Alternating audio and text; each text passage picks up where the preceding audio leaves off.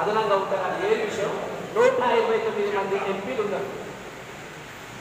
129 మంది ఎంపీలు ఉంటే మొత్తం ఇప్పటికీ 75 సంవత్సరాల స్వతంత్ర దేశంలో ఈ సౌత్ ఇండియా నుంచి ఒక 6 సంవత్సరాలు మాత్రమే ప్రధానమంత్రులు ఉన్నారు.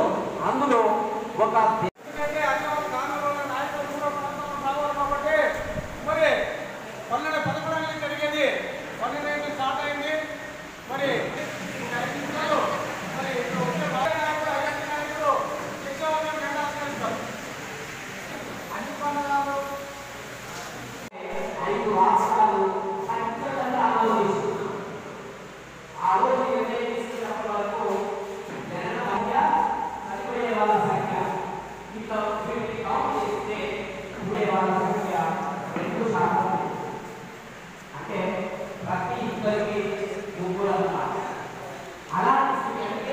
పూర్తిగా 3 లేదు.